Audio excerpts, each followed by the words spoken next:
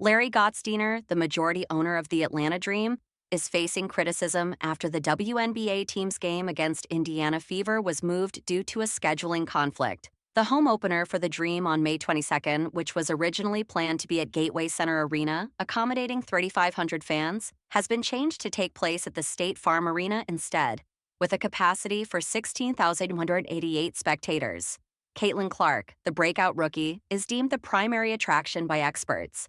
This venue change echoes last season's tendency to shift games featuring the Fever star to larger venues in hopes of profiting from ticket purchasers eager to see the up-and-coming talent.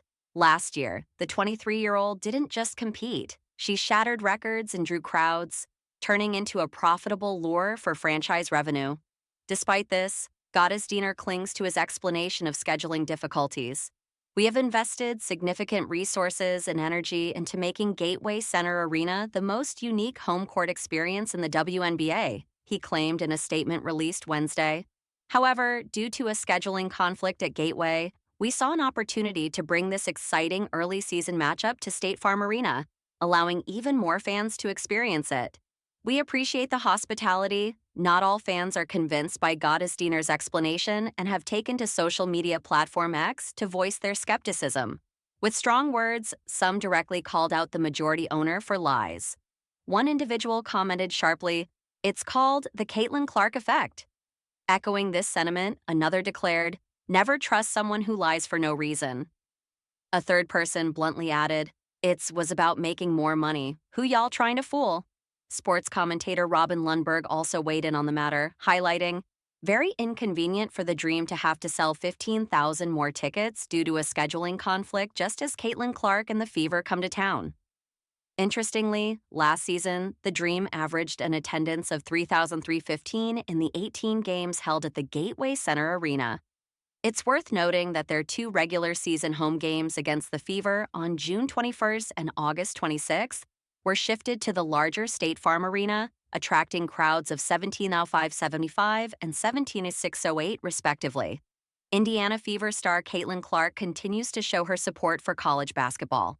On Friday, she and her boyfriend, Connor McCaffrey, were spotted attending the Big Ten tournament between the Illinois and Maryland men's basketball teams. It's not the first time Clark has been seen at the competition, since she has been a regular fixture at Gainbridge Fieldhouse ever since the tournament started.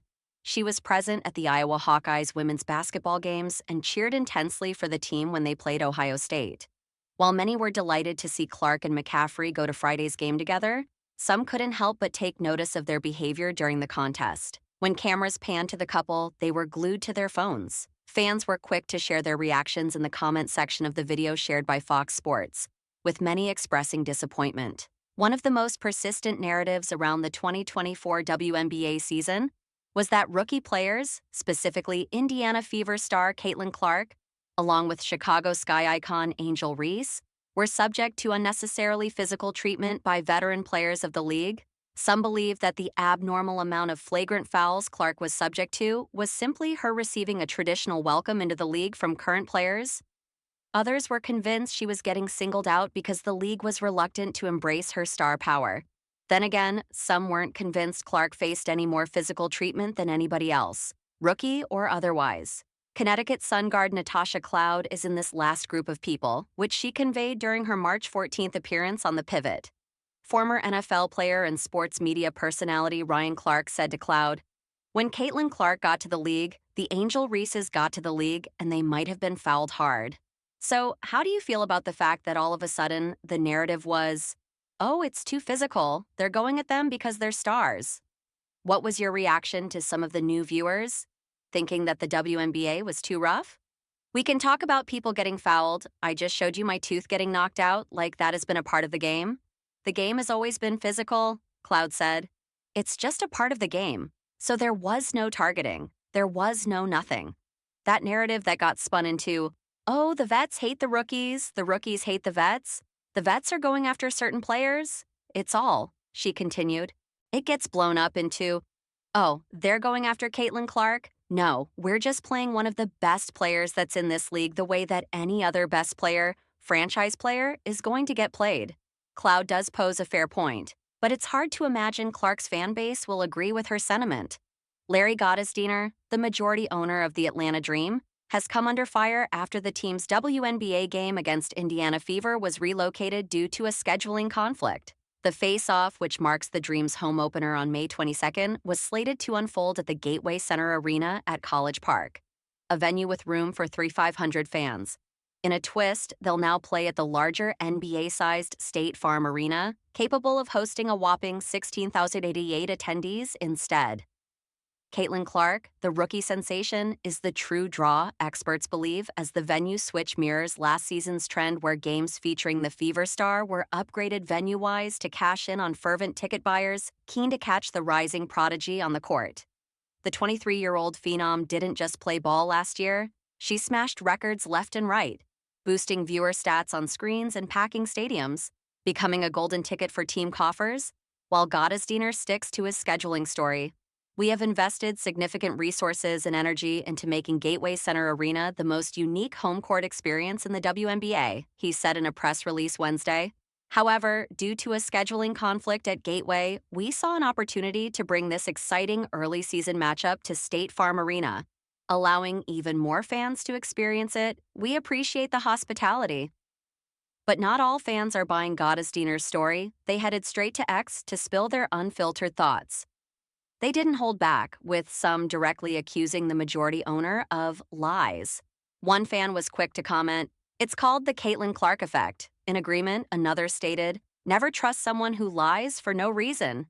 Yet another chimed in, "It was about making more money. Who y'all trying to fool?" Notably, sports commentator Robin Lundberg also had something to say, remarking, "Very inconvenient for the Dream to have to sell 15,000 more tickets due to a scheduling conflict just as Caitlin Clark and the Fever come to town."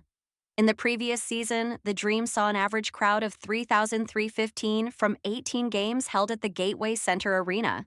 Interestingly, their two regular season home matches against the Fever on June 21st and August 26th were relocated to the State Farm Arena, pulling in crowds of 17,575 and 17,608, respectively.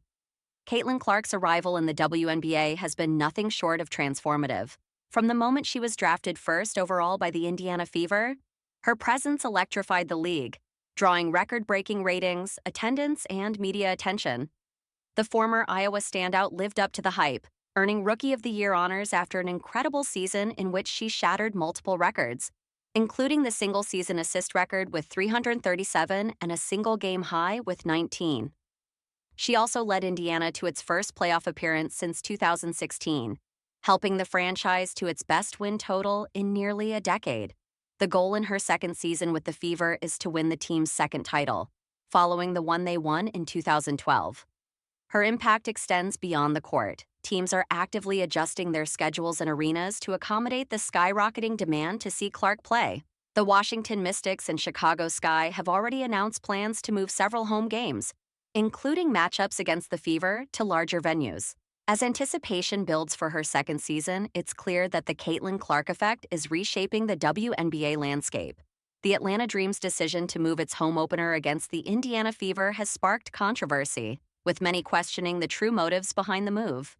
Dream majority owner Larry Gottesdiener claimed that a scheduling conflict forced the team to move the May 22, 2025 home opener from the 3,500-seat Gateway Center Arena to the 16,088-seat State Farm Arena, home of the NBA's Atlanta Hawks. We can all see this as a transparent attempt to capitalize on Caitlin Clark's drawing power rather than an unavoidable logistical problem. Who's he trying to fool? One might ask, pointing out that other teams, such as the Chicago Sky and Washington Mystics, have openly acknowledged changing venues due to Clark's immense popularity. While the scheduling conflict may exist, it's undeniable that Clark is the primary reason for the move. With her generating massive ticket sales and national attention, it's likely that more teams will follow suit and make similar adjustments to accommodate larger crowds eager to see her play. Clark's influence extends far beyond fan engagement. Her presence is changing the financial dynamics of the league. From merchandise sales to ticket demand, she has created a wave of momentum that teams are eager to ride. The fact that several franchises have already moved games to larger arenas speaks volumes about its economic impact. If this trend continues, we could see the WNBA evolve in ways previously unimaginable. as larger venues become the norm and teams adjust strategies to maximize revenue opportunities. Clark's impact on the league is undeniable, and her second season will be under the microscope as expectations continue to rise.